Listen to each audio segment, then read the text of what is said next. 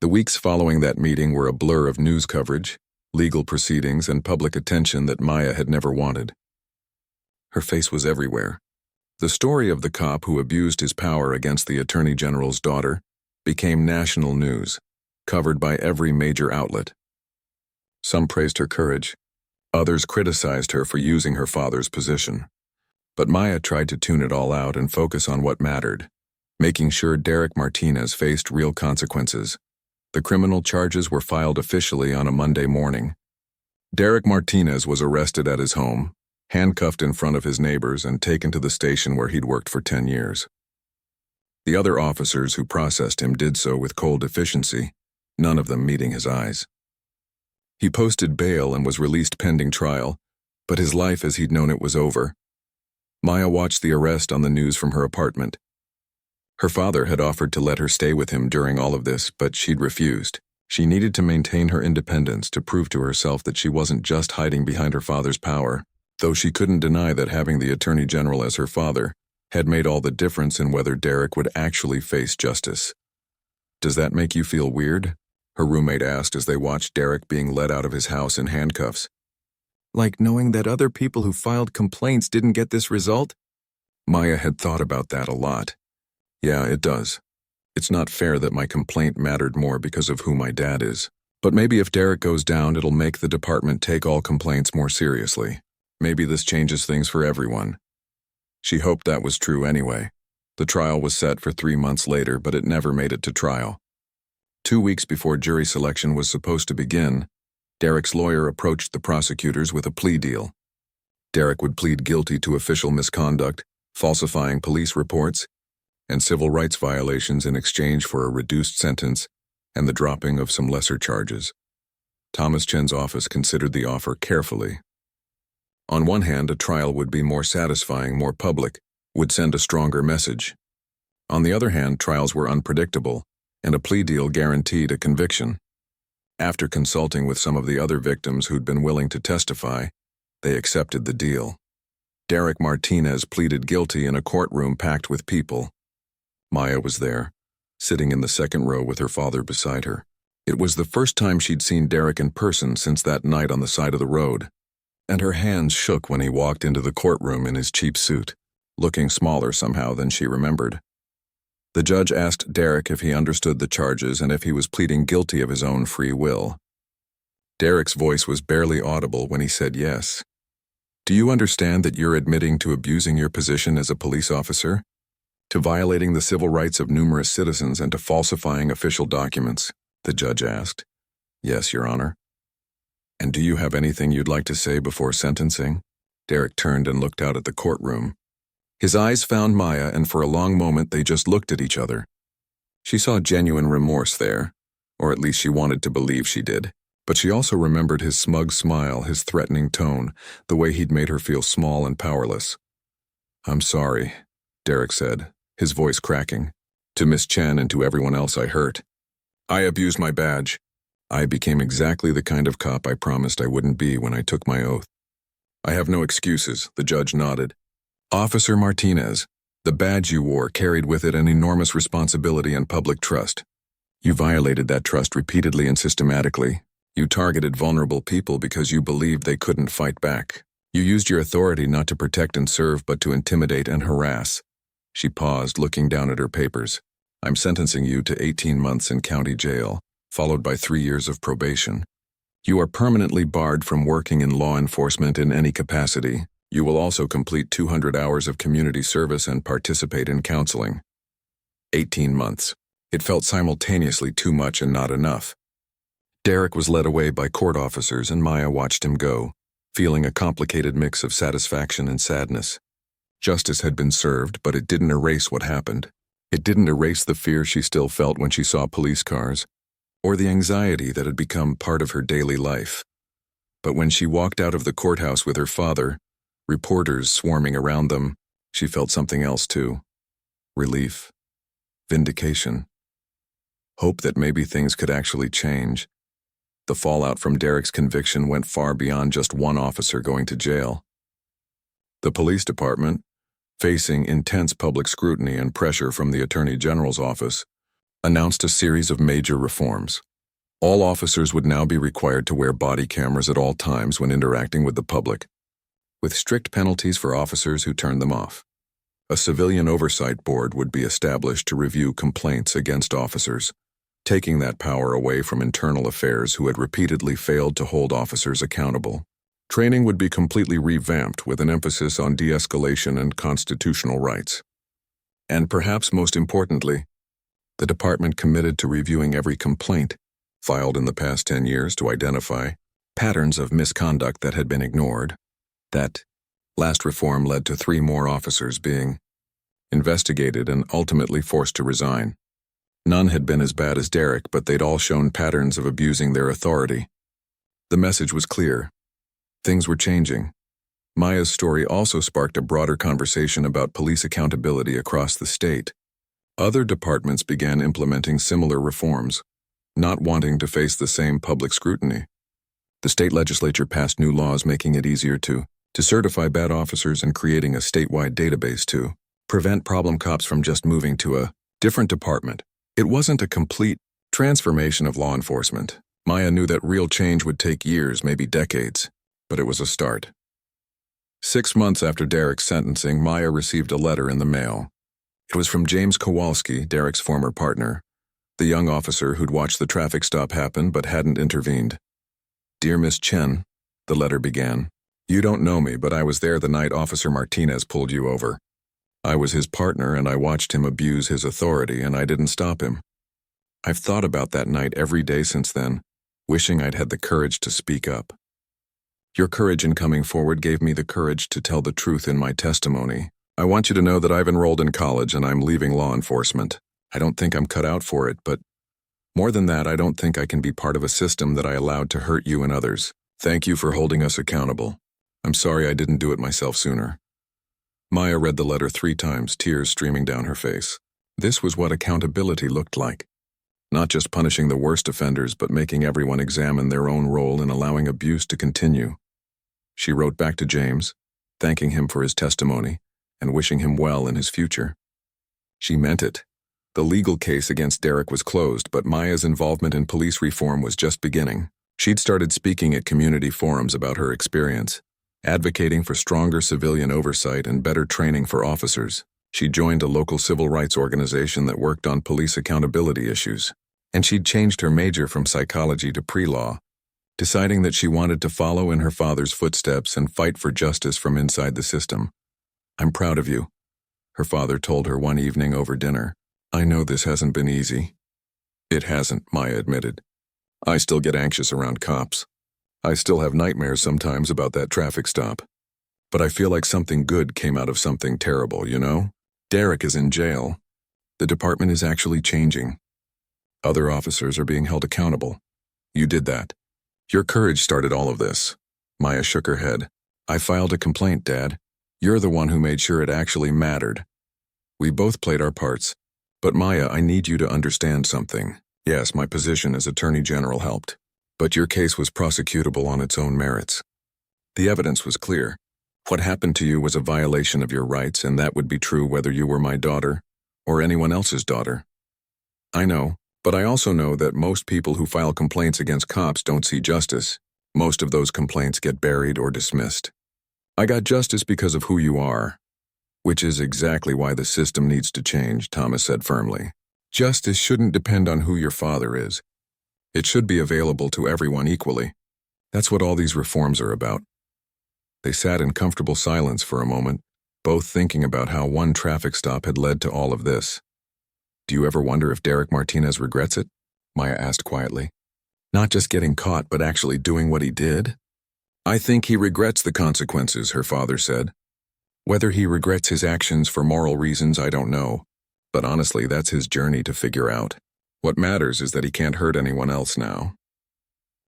Maya nodded. That was true. Derek was in jail, and when he got out, he'd never wear a badge again.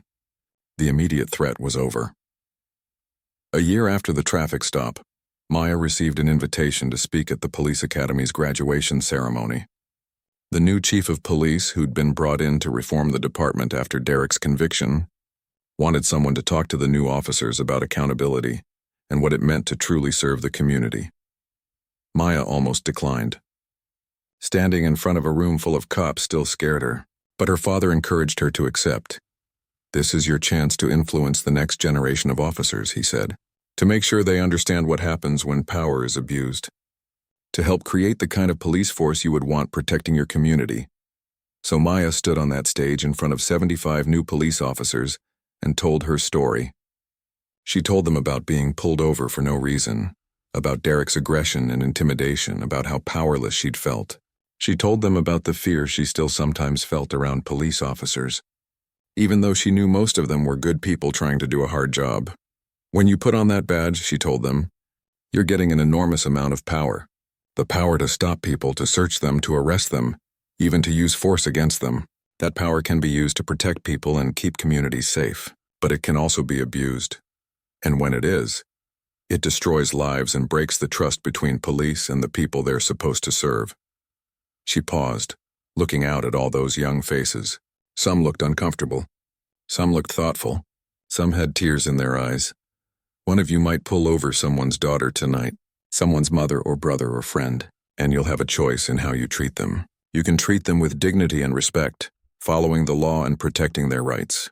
Or you can abuse your power because you think they can't fight back, because you think your badge makes you untouchable." Officer Derek Martinez thought he was untouchable. He was wrong, and now his career is over. He has a criminal record and he spent time in jail. But more than that, he hurt people.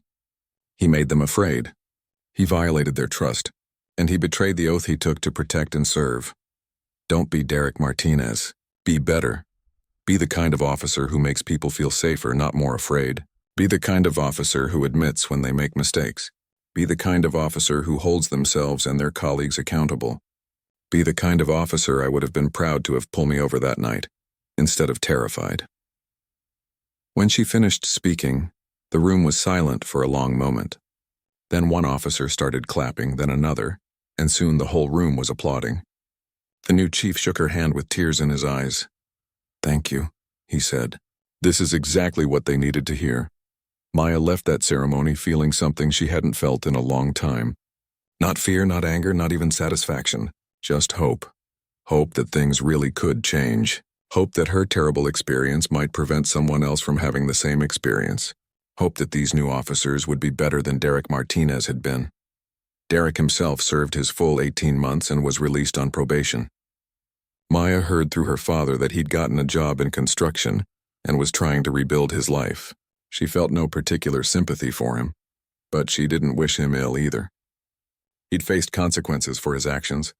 That was enough. She did wonder sometimes if he thought about her, about the traffic stop that had ended his career. If he'd realized in that moment when her father walked into that conference room just how badly he'd miscalculated. If he understood that the badge didn't make him powerful, it made him responsible. But mostly, Maya tried not to think about Derek Martinez at all. She had her own life to live, her own path to follow. She was thriving in her pre-law classes, working with the civil rights organization, speaking at events about police accountability. She'd turned her trauma into purpose, and while the fear and anxiety still flared up sometimes, she was learning to manage it. 2 years after the traffic stop, Maya applied to law school. Her personal statement told the story of what happened that night and how it changed her life's direction. She wanted to be a prosecutor like her father, she wrote, holding powerful people accountable and fighting for those who couldn't fight for themselves. She got accepted to 3 top law schools. The day she told her father, he pulled her into a tight hug and didn't let go for a long time. "I'm so proud of you," he whispered. "Not just for this, but for everything. For being brave enough to speak up. For turning something terrible into something meaningful. For refusing to let fear win. I learned from the best," Maya said, hugging him back. Years later, when Maya Chen was a prosecutor herself, she would sometimes think back to that October evening when Derek Martinez pulled her over. It had been one of the worst nights of her life, terrifying and degrading and unfair, but it had also been the beginning of something important. Not just for her, but for all the other people Derek had victimized, and for all the future victims who would be protected by the reforms that followed. One traffic stop. One officer who thought he was untouchable. One young woman brave enough to speak up. And one father with the power to make sure justice was served. It was proof that accountability was possible, that change was possible, that even people who seemed powerless could make a difference. Derek Martinez had abused his power, and he'd found out who the girl's father really was.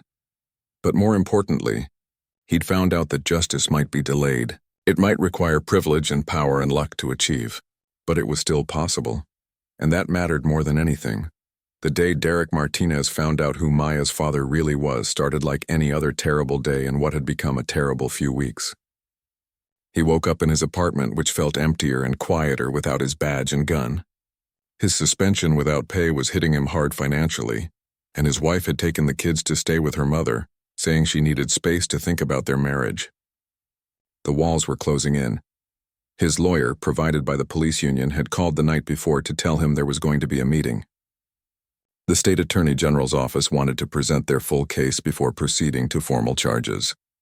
It was a courtesy, his lawyer said, though it didn't feel courteous. It felt like a chance for them to show him exactly how screwed he was. Derek put on his only suit, the one he wore to court when he had to testify. It felt tight around the collar, or maybe that was just his anxiety. He met his lawyer, a tired-looking woman named Patricia, outside the government building downtown. "Listen to me carefully," Patricia said as they walked toward the entrance. "Don't speak unless I tell you to. Don't react to anything they say. They're going to try to get under your skin. Don't let them. I know how this works. Do you? Because so far you've done everything wrong. You lied in your reports, you conducted illegal searches, you targeted vulnerable people. I'm doing my best here, Derek, but you haven't made it easy." Derek bit back his response. Even his own lawyer thought he was guilty. They were led to a large conference room on the 3rd floor. Derek's stomach dropped when he saw how many people were there. Not just the prosecutors he expected, but state police officials, the police commissioner, representatives from civil rights organizations. This wasn't just a pre-trial meeting. This was something bigger, and at the head of the table, sitting with perfect posture and an expression carved from stone, was Attorney General Thomas Chen. Derek had seen him on TV before, of course. Everyone had. Thomas Chen was famous in law enforcement circles, though not in a good way if you were a cop who cut corners. He'd prosecuted more police officers for corruption and abuse than any attorney general in state history. He was known for being brilliant, relentless, and completely immune to political pressure, but Derek had never made the connection. Chen, Maya Chen.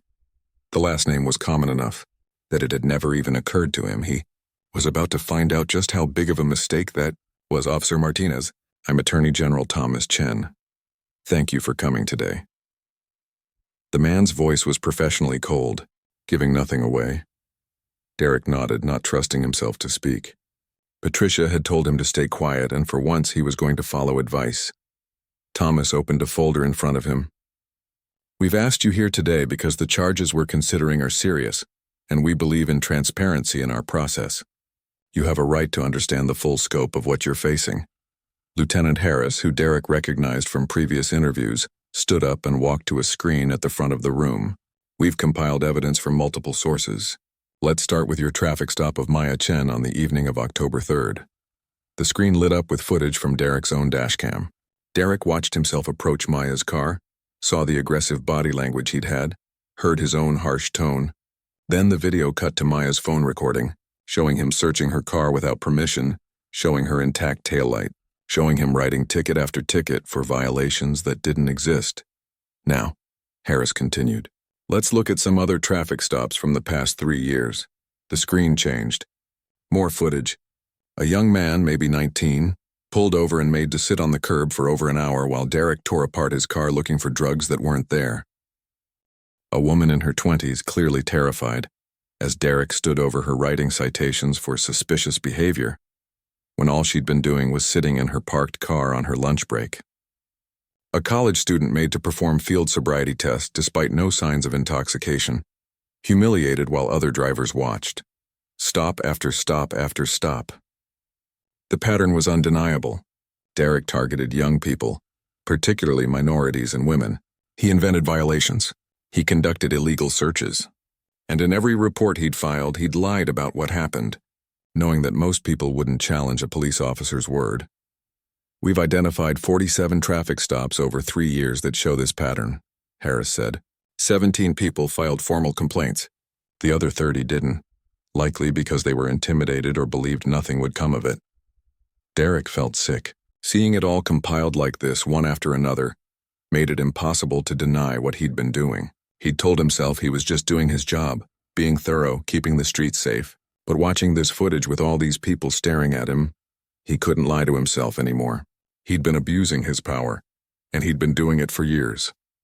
The charges we're considering include official misconduct, falsifying police reports, conducting illegal searches and seizures, and civil rights violations, one of the prosecutors said, reading from her own file. Under state law, these charges carry potential sentences ranging from 1 to 5 years per count. Given the number of incidents, you're looking at significant prison time if convicted. Derek's lawyer finally spoke up. My client understands the seriousness of these charges. However, we believe that a plea agreement might be. There will be no plea agreement offered at this time, Thomas Chen interrupted, his voice sharp. Officer Martinez has had multiple opportunities over the years to change his behavior. 17 complaints were filed against him. Each one was an opportunity for him to reflect, to correct course, to be better. Instead, the complaints were dismissed or buried, and he continued his pattern of abuse. Thomas stood up, and Derek noticed for the first time how tall the man was, how commanding his presence. This wasn't just some politician or bureaucrat. This was a prosecutor who'd spent decades in courtrooms, who knew how to command a room and destroy a witness on the stand. I want to show you something else. Officer Martinez, Thomas nodded to Harris, who pulled up a new image on the screen. It was a photo of Maya from her high school graduation, smiling and happy, her father's arm around her shoulders, Thomas's arm. They were both wearing proud, joyful expressions. It was clearly a father-daughter moment. Derek's blood turned to ice. No. This couldn't be. This is my daughter, Thomas said quietly, his controlled fury finally showing through. The entitled college girl you targeted on October 3rd? The young woman you terrorized, humiliated, and lied about in your report? The room was completely silent. Derek felt like he'd been punched in the stomach. He looked at his lawyer, whose face had gone pale. She hadn't known either. I want to be very clear about something, Thomas continued, his voice getting harder with each word. I did not insert myself into this investigation because of what happened to Maya. Lieutenant Harris and his team did their work independently, without my involvement. They found 47 incidents of misconduct, 17 formal complaints, and a pattern of civil rights violations that would be prosecutable regardless of who you targeted. He leaned forward, both hands on the table. But yes, Officer Martinez, when you pulled over that car on October 3rd, when you invented violations and conducted an illegal search, and terrorized a young woman who was just trying to drive home from work, you chose the daughter of the Attorney General of this state. And I want you to understand something. The only reason I haven't been more involved in this case is because I've been holding myself back. Because if I let myself fully engage with what you did to my daughter, with how scared she was, with the anxiety she's been dealing with ever since, I wouldn't be able to maintain my professional objectivity. Derek couldn't breathe. This was a nightmare. Of all the people he could have pulled over, of all the young people he'd targeted over the years, he'd somehow chosen the one person who could bring his entire world crashing down. My daughter filed a complaint because she was brave enough to stand up for herself, Thomas continued. She spoke out publicly even though she was scared. Even though people attacked her online, even though someone slashed her tires trying to intimidate her into silence. She did that because she believed in accountability, because she trusted that the system would work. He straightened up, his expression cold and professional again.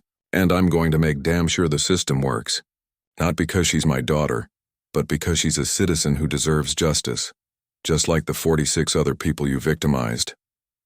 Derek finally found his voice. Sir, I didn't know. I never would have. You never would have what? Thomas cut him off. Pulled her over if you'd known who her father was? Is that supposed to make this better? You're essentially admitting that you knew what you were doing was wrong. But you thought you could get away with it as long as you targeted people without power or connections. Derek had no response to that because it was true. He'd counted on the fact that college students and young minorities wouldn't fight back, wouldn't have the resources or knowledge to challenge him. He'd picked his victims carefully, choosing people he thought were vulnerable. He just hadn't realized how wrong he was about Maya's vulnerability. Patricia, his lawyer, cleared her throat. Attorney General Chen, I understand you're personally invested in this case, but shouldn't you recuse yourself? This creates a clear conflict of interest. I've recused myself from any decision specifically related to my daughter's complaint, Thomas replied. But the broader investigation, the other 46 victims, the pattern of misconduct? That's not a conflict of interest. That's my job. He turned back to Derek. Here's what's going to happen. We're filing formal charges next week. You'll be arraigned. And this will go to trial unless you decide to plead guilty. And Officer Martinez, I'm going to be in that courtroom for every single day of your trial. Not as a prosecutor, but as a father watching justice being served. Derek felt tears burning in his eyes, though he refused to let them fall. His career was over. His marriage was probably over. He was looking at prison time, and all because he'd been too arrogant, too confident that he was untouchable, too convinced that his badge gave him the right to treat people however he wanted. Do you have anything to say? Thomas asked. Derek looked at all the faces in the room, the prosecutors ready to bury him, the police officials who'd given up on him, the civil rights advocates who saw him as everything wrong with law enforcement, and Thomas Chen, the father of the girl he'd terrorized, the man who had the power to destroy him and every reason to use it. I'm sorry, Derek whispered. I'm so sorry. Tell that to the 47 people whose rights you violated, Thomas said coldly. Maybe start with my daughter, though I doubt sorry is going to mean much to her. The meeting ended shortly after that. Derek walked out of the building in a daze, Patricia beside him trying to talk strategy, but he couldn't hear her. All he could think about was that moment when he'd leaned into Maya's car window with that smug smile, telling her to show some respect next time. He'd thought he was untouchable. He'd thought his badge gave him power that no one could challenge. He'd thought wrong.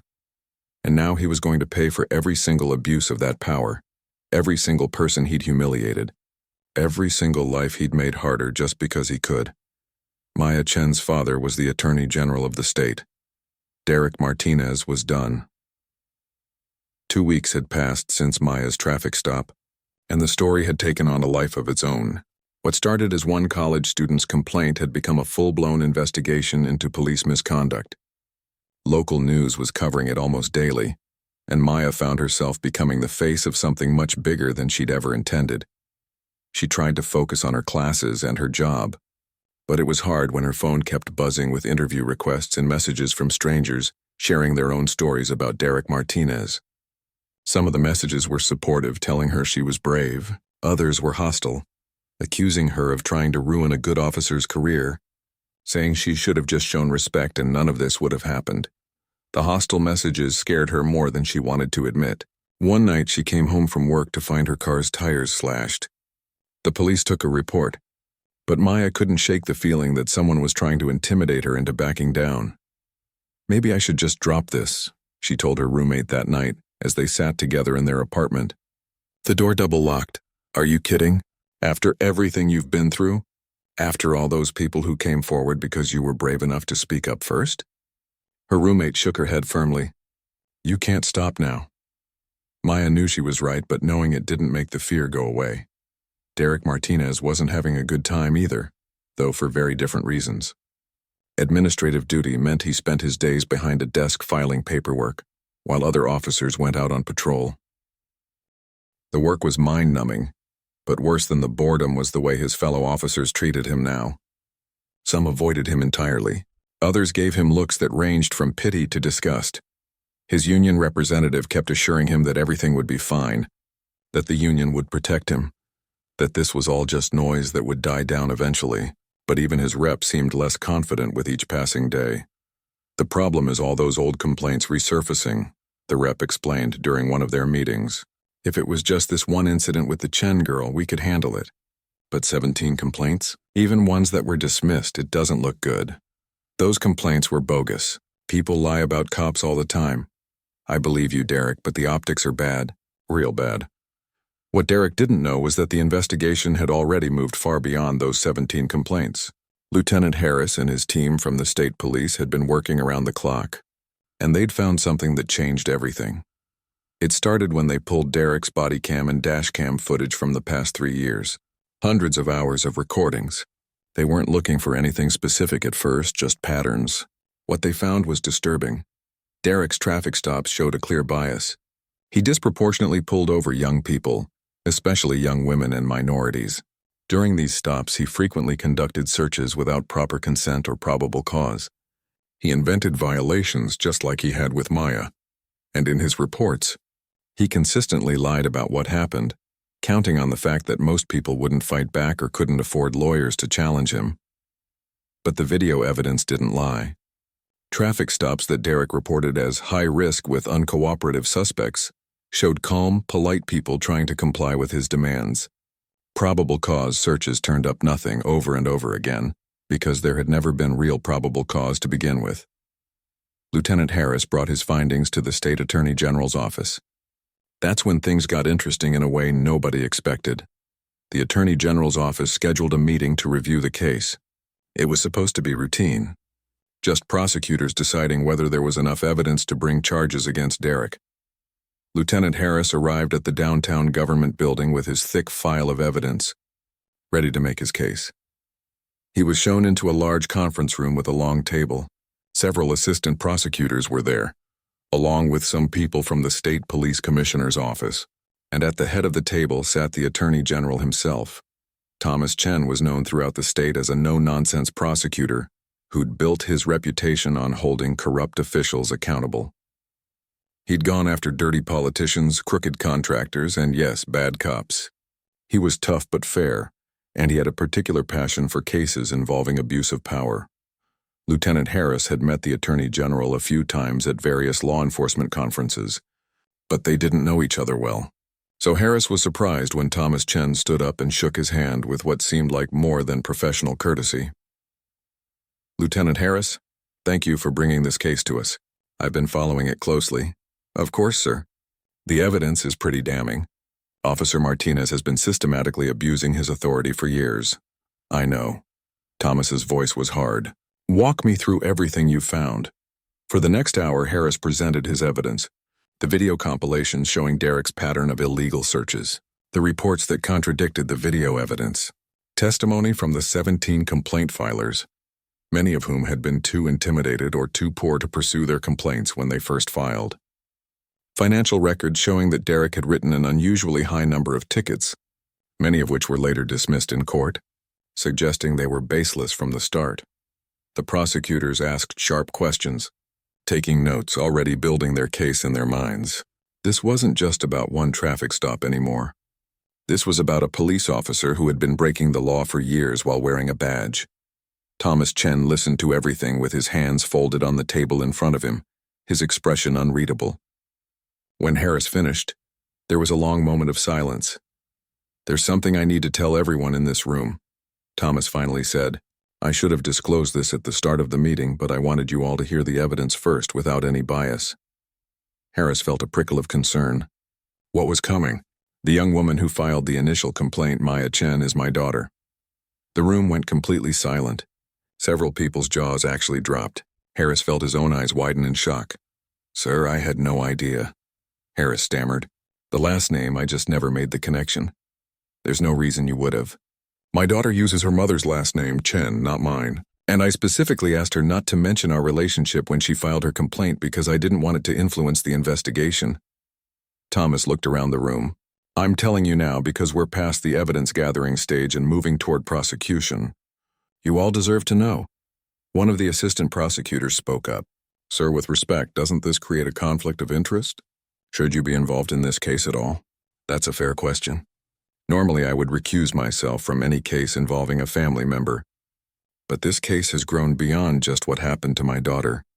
We're looking at years of civil rights violations, falsified police reports, illegal searches, and seizures.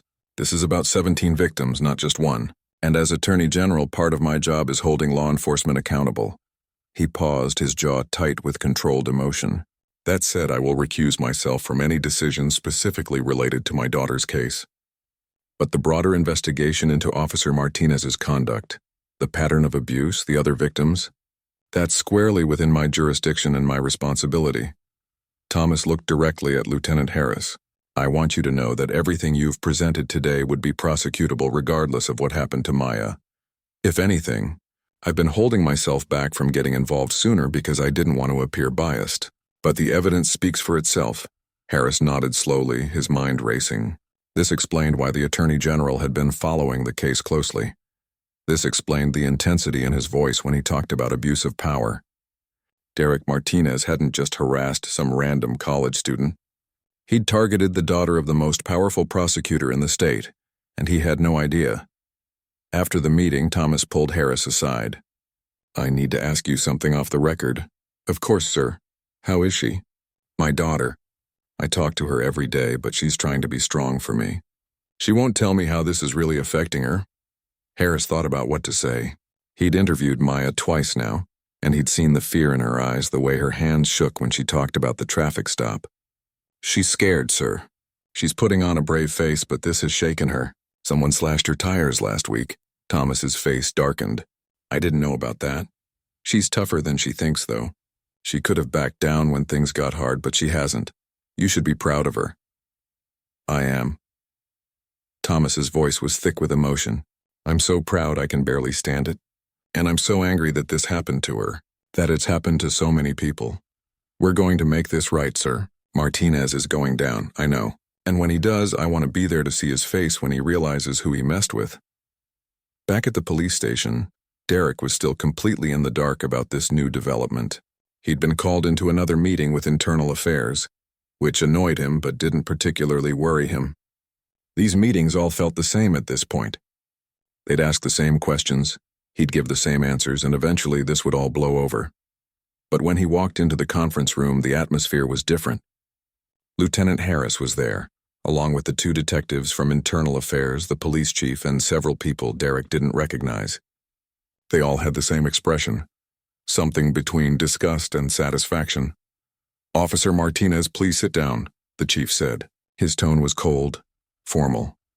Derek sat, feeling the first real flutter of worry in his chest. "We've completed our investigation," Lieutenant Harris began, "and we've found substantial evidence of ongoing misconduct, including falsifying police reports, conducting illegal searches, and violating citizens' civil rights." "That's bull. Let me finish." Harris's voice cut through Derek's protest like a knife. "We've reviewed 3 years of your body cam and dash cam footage. We've re-interviewed complainants whose cases were dismissed. We found a pattern of behavior that violates department policy, state law, and constitutional rights." Derek felt sweat starting to bead on his forehead. This was more serious than he'd thought. The state attorney general's office is pressing charges, criminal charges. You're being charged with official misconduct, falsifying records, and civil rights violations under state law. The room spun. Criminal charges? The attorney general's office? How had this escalated so far so fast? You can't be serious. This is because of that one girl? This is ridiculous. The chief spoke up, his voice heavy with disappointment. This isn't about one incident, Derek. This is about years of complaints. We should have taken more seriously. This is about abuse of authority. As of right now, you're suspended without pay pending trial. But the union will provide you with a lawyer, but that's it. You're on your own for this one. Derek looked around the room at all these faces staring at him with disgust. And for the first time in his 10-year career, he felt truly afraid. This wasn't going to blow over. This was real. Maya didn't sleep that night. She lay in bed staring at the ceiling, replaying every moment of the traffic stop in her mind. Every time she closed her eyes, she saw Derek's smug face leaning into her window, heard his threatening tone, felt that same helpless feeling wash over her again. Around 2 a.m, she finally picked up her phone and called her father. He answered on the second ring, voice thick with sleep but immediately alert when he heard the distress in her voice. "Dad, something happened today." She told him everything. The illegal stop, the made-up violations, the way Derek had searched, her car without permission, the $800 in fines she couldn't afford. Her father listened without interrupting, though she could hear his breathing get heavier as the story went on. "Maya, are you okay? Did he hurt you?" His voice was tight with controlled anger. "No, I'm fine physically." "But Dad?" "I felt so scared and powerless. He could have done anything, and there was nothing I could do to stop him. You're not powerless, sweetheart. Trust me on that." There was something in his tone she couldn't quite read. I want you to send me that video right now. And tomorrow morning, I want you to file a formal complaint with the police department. Can you do that? Will it even matter? He's a cop. They protect their own. Just trust me. File the complaint. Document everything. And Maya? Don't talk about this to anyone else just yet. Let me handle some things on my end. That conversation had been strange, but Maya was too exhausted to question it. She sent him the video and finally fell into a restless sleep, just as the sun was starting to rise. The next morning, Maya woke up with a sense of determination she hadn't felt the night before. Her father was right. She wasn't going to let Derek get away with this. Even if nothing came of it, even if her complaint got buried in some file cabinet, at least she would have tried. She drove to the police station during her lunch break from work. The building was imposing, all concrete and glass, with patrol cars parked in neat rows out front. Walking through those doors felt like walking into enemy territory. The officer at the front desk, an older woman with kind eyes, smiled at her. "How can I help you today?" "I'd like to file a complaint against an officer." The woman's smile faded slightly, but she remained professional. "Okay, I'll get you the forms. Can I have the officer's name?" "Derek Martinez." Something flickered across the woman's face. Recognition? Resignation? Maya couldn't tell. But the woman just nodded and handed her a clipboard with several pages attached. Maya sat in the waiting area and filled out every line, describing the incident in as much detail as she could remember. She attached stills from her video showing Derek searching her car, her intact taillight, and the tiny air freshener he'd claimed obstructed her view. When she was done, she handed it all back to the desk officer. "Someone from Internal Affairs will contact you within a few days," the woman said. Then she lowered her voice slightly. "Between you and me, good for you for speaking up." That small gesture of support meant more than the woman probably knew, but Maya didn't stop there. When she got home that evening, she opened her laptop and started typing. She created a detailed post about what had happened, uploaded portions of the video, and shared it on every social media platform she had. She wasn't trying to go viral or get attention. She just wanted people to know what Derek Martinez had done. She titled it simply, "This is what abuse of power looks like." Then she hit post and closed her laptop, not expecting much to come of it. The next morning, her phone was exploding with notifications. Her post had been shared hundreds of times overnight.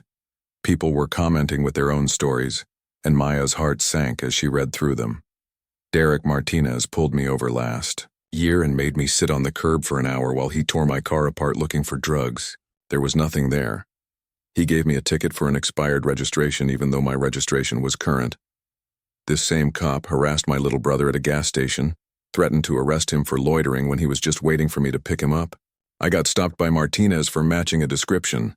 I asked what description and he couldn't give me one. He ran my ID, found out I had a warrant for an unpaid parking ticket, and arrested me in front of my kids." The comments kept coming. Dozens of them, then hundreds. Each one was a story of Derek Martinez abusing his authority, targeting people who he thought couldn't fight back, inventing violations, conducting illegal searches, and treating citizens like criminals. Maya felt sick reading them, but she also felt something else. Validation. She hadn't imagined how terrible the encounter was. This wasn't just one bad day for Derek Martinez. This was a pattern.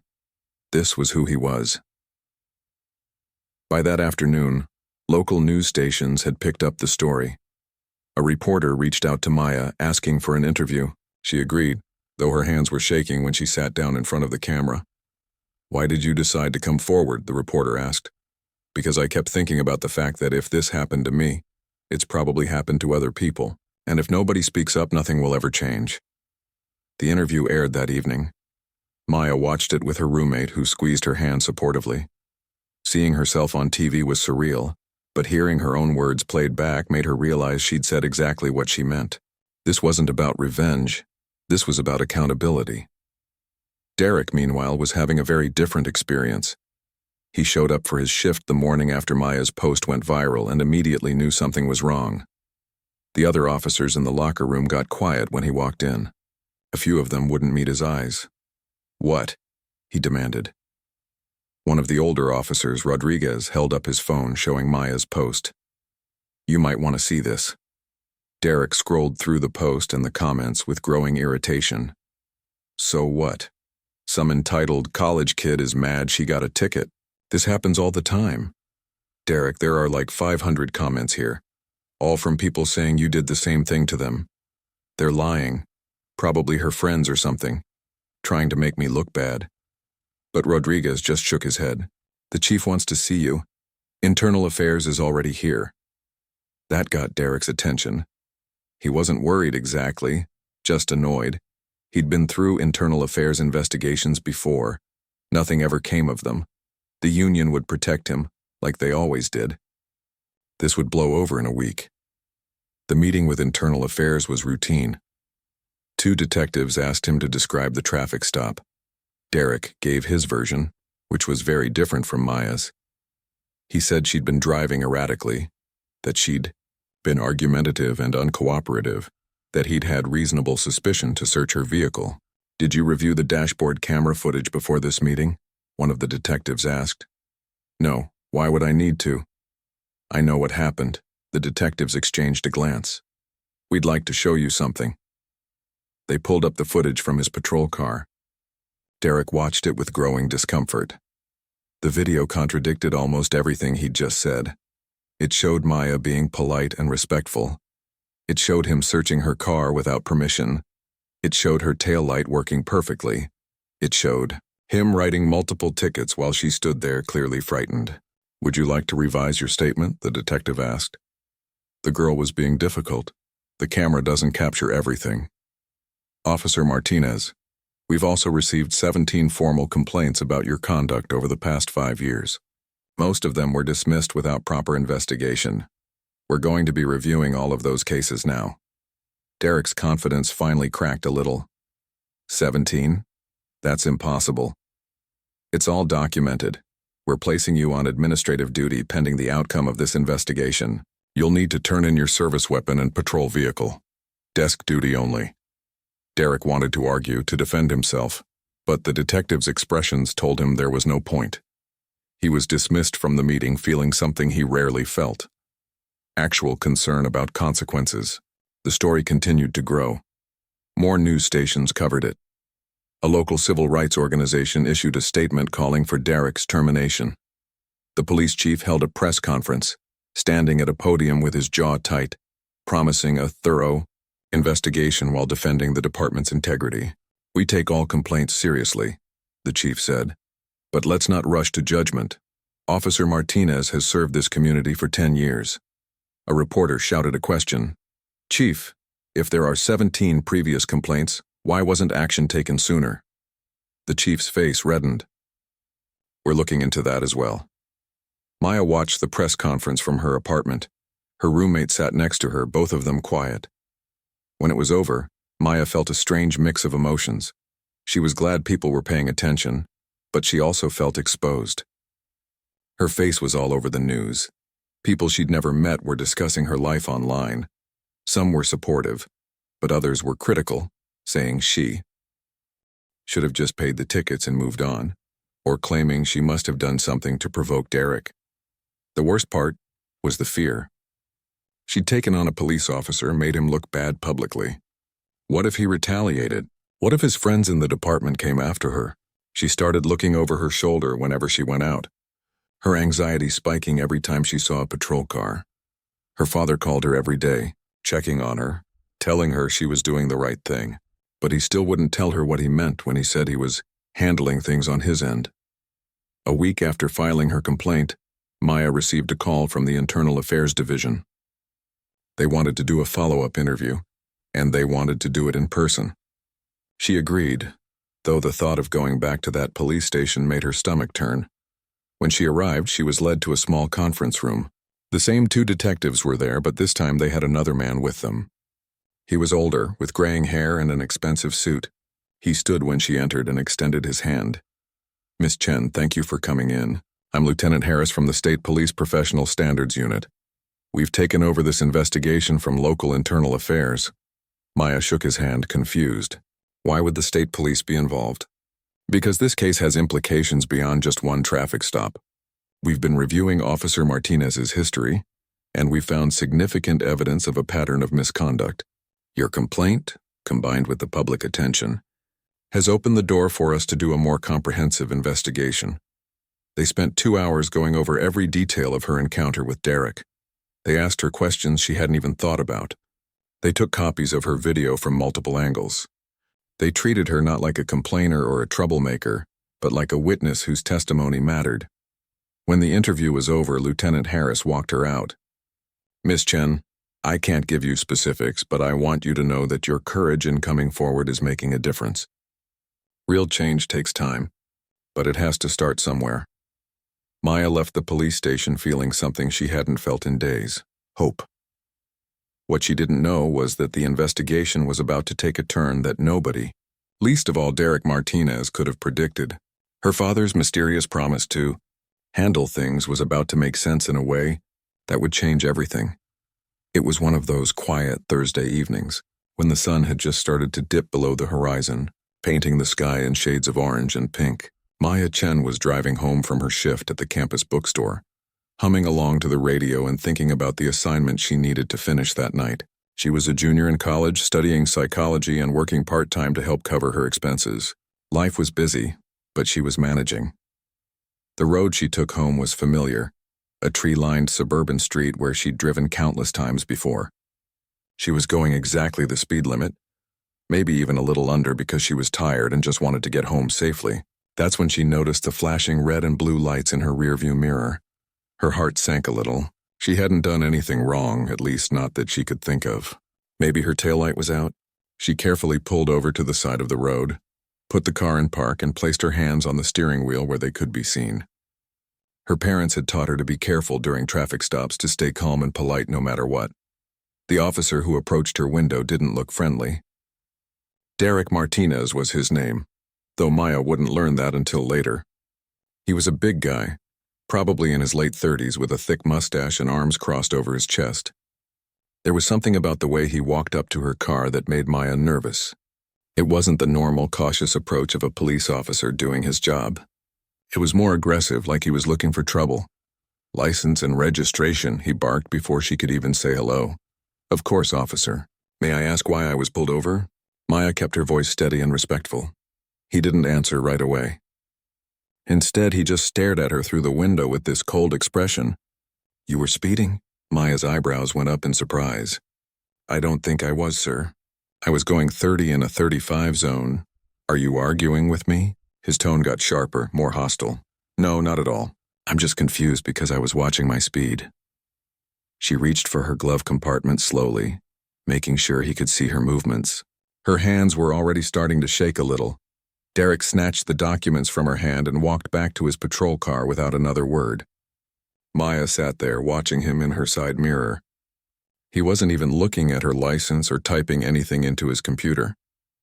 He was just sitting there, scrolling on his phone. 5 minutes passed, then 10, then 20. Other cars drove by, and Maya could see people looking at her, wondering what she'd done wrong. The embarrassment started to creep in, even though she knew she hadn't done anything. There's something about being pulled over that makes you feel guilty even when you're innocent. When Derek finally came back, he had a smug look on his face that made Maya's stomach turn. "Step out of the vehicle," he ordered. "What? Why?" The fear in her voice was impossible to hide now. "I said step out of the vehicle. Now." Maya's mind raced. She thought about all the stories she'd heard, all the videos she'd seen online. She didn't want to become another statistic, another story people would share with sad emoji reactions, but she also knew that refusing could make things worse.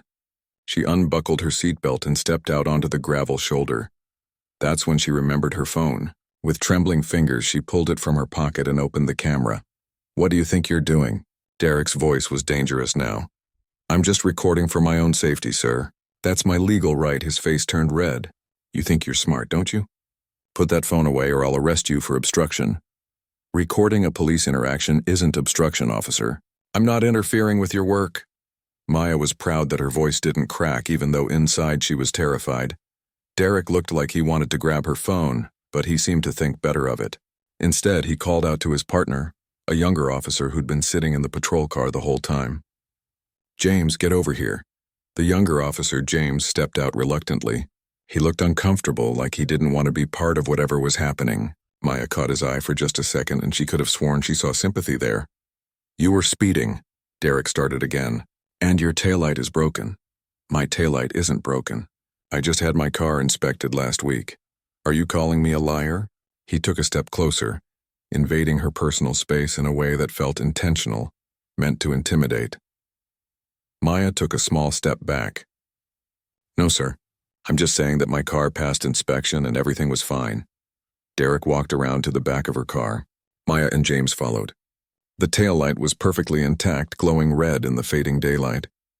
There was absolutely nothing wrong with it. For a moment, Derek seemed at a loss. Then his expression hardened again. "You didn't use your turn signal back at the intersection." Maya had definitely used her turn signal. She always did. But she could see where this was going. No matter what she said, he was going to find something wrong. This wasn't about traffic violations.